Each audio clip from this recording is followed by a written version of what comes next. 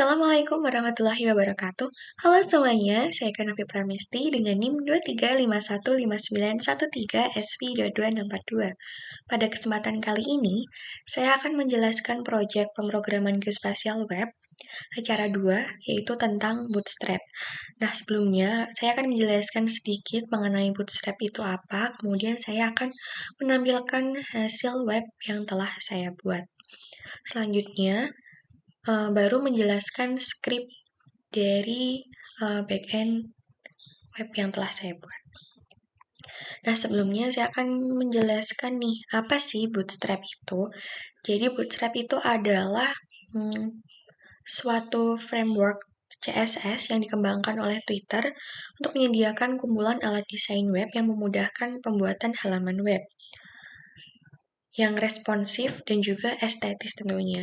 Nah, Bootstrap itu mencakup berbagai komponen seperti grid layout, kemudian ada untuk tombol, lalu ada formulir, navigasi yang dirancang supaya memudahkan dan mengintegrasikan ke dalam proyek web itu sendiri. Nah, Bootstrap itu disusun dengan menggunakan sistem grid 12 kolom yang fleksibel. Nah, nanti dalam skrip ini itu juga ada pengaturan bagaimana ukuran dari kolom-kolom supaya gambar itu bisa berada di tengah-tengah.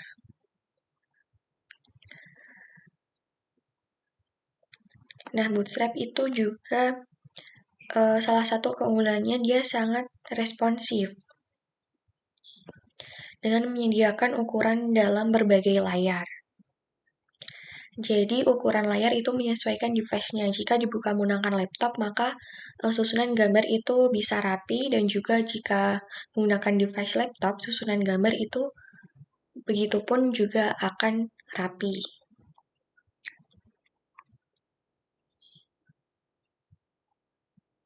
Nah, komponen yang digunakan dalam Bootstrap itu menggunakan kelas-kelas dari CSS dan menggunakan bahasa HTML. Oke, di sini adalah skripnya. Sebelumnya saya akan menampilkan halaman webnya. Nah, ini adalah halaman web dari skrip sebelumnya tadi yang sudah saya tampilkan. Nah, di bagian atas itu ada navigasi bar. Nah, di sini tuh dia kan gambarnya itu bisa berganti-ganti. Itu juga menggunakan custom dari Bootstrap.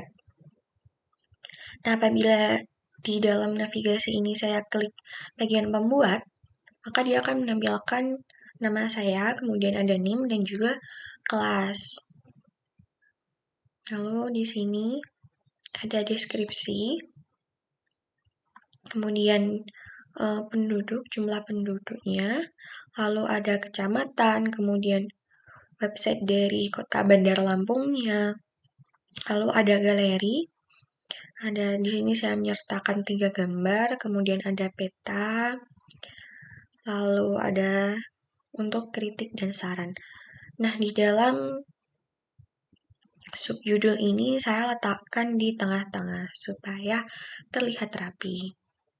Nah, seperti yang telah saya jelaskan sebelumnya bahwa ukuran dari webnya itu menyesuaikan dengan tampilan layar device. Nah, misalnya di sini saya buat seperti ini. Nah, maka di dalam gambarnya itu dia menyesuaikan. Di sini tadi kalau layarnya itu full, maka 3 gambar ini akan berjejer. Nah, apabila ini saya layarnya itu hanya setengah, maka gambarnya dia akan bertumpuk. Karena tadi diatur dengan grid. Ada 12 grid. Nah, supaya tadi gambarnya itu ada 3 berjejer, maka menggunakan aturan dari 4, 4, 4. Seperti itu. Nah, di dalam web ini itu saya unggah di dalam akun GitHub saya.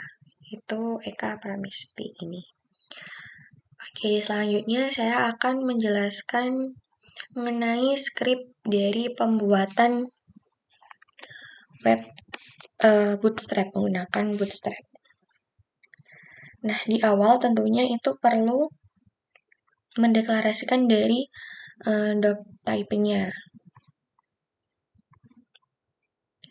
Lalu di sini ada untuk kelas pengaturan navbar. Navbar itu navigasi bar yang bagian atas. Yang bagian atas ini adalah navbar. Kemudian ada untuk kelas nav item. Jadi ini kan ini navbar. Nah, di dalam navbar itu ada item-itemnya. Berikutnya di sini ada untuk gambar, pengaturan gambar. Nah, pengaturan gambar ini menggunakan carousel. Carousel itu gambarnya berarti dia bisa berganti-ganti. Berganti-ganti secara otomatis, seperti itu. Kemudian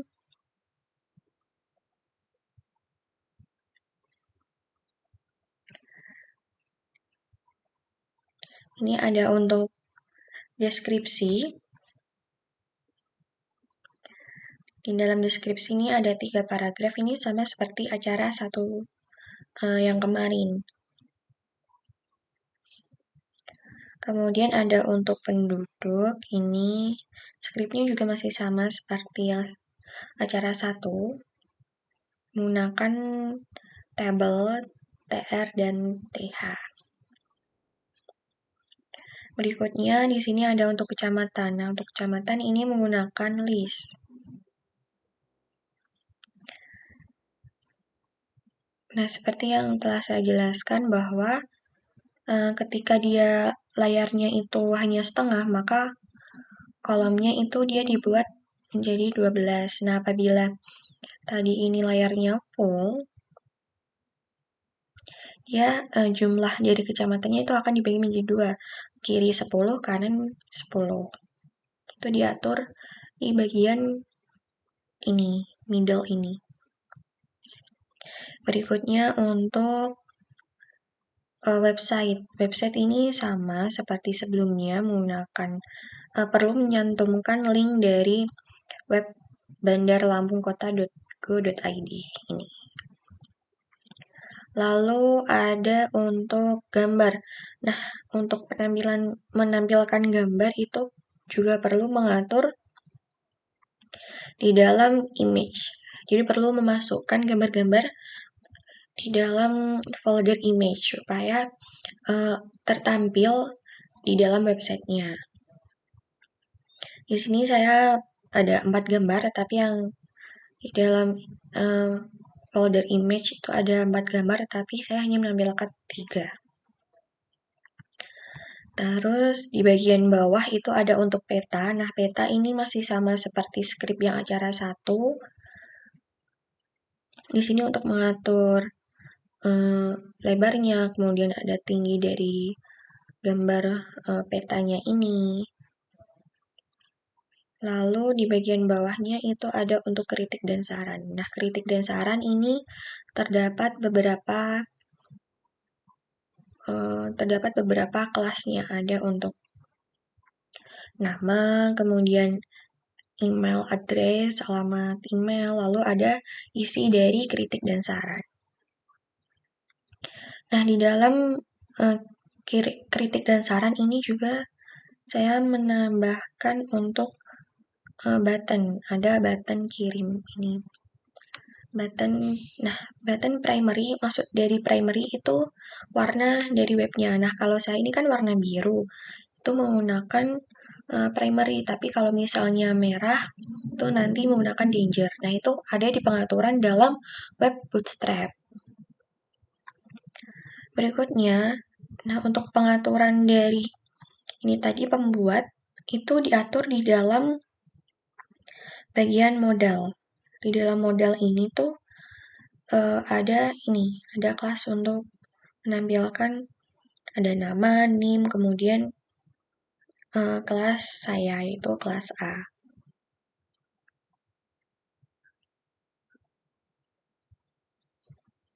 Nah, di dalam pengaturan dari skripnya ini juga perlu mengcopy atau mengisikan dengan link dari bundle Bootstrap supaya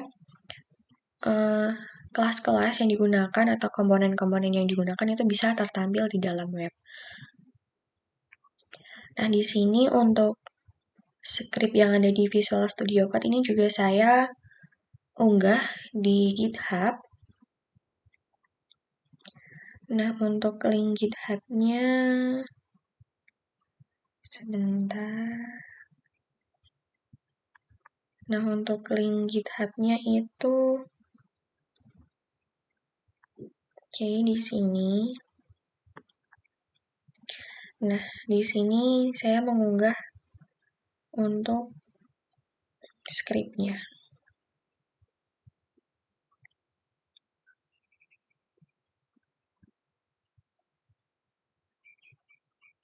Jadi ketika ingin mengunggah di dalam GitHub itu perlu di-commit dulu di bagian sini. Nah, di sini perlu memasukkan teks atau message baru bisa di-commit. Dan akan terunggah di dalam GitHub. Nah, untuk link GitHub-nya nanti juga akan saya tampilkan di dalam laporan saya dalam bentuk QR code.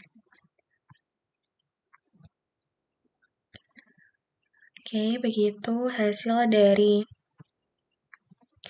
project untuk acara 2 saya menggunakan warna biru, kemudian ada 3 gambar, dan ini untuk gambarnya itu bisa berubah dengan otomatis. Kemudian ada untuk deskripsi, penduduk, kecamatan, website, galeri, lalu ada peta, kritik, dan saran, dan kemudian ada untuk di sini navigasi bar. Nah, di sini untuk pengaturan dari modal. Begitu. Oke, di sini juga bisa berubah secara otomatis. Dan ukuran dari tampilan layarnya itu juga menyesuaikan. Nah, di sini bisa 3, kemudian di sini juga gambarnya itu akan mengecil. Oke, demikian yang dapat saya sampaikan dalam proyek acara 2 ini. Kurang lebihnya saya mohon maaf. Terima kasih atas perhatiannya. Wassalamualaikum warahmatullahi wabarakatuh. Sampai jumpa di acara 3.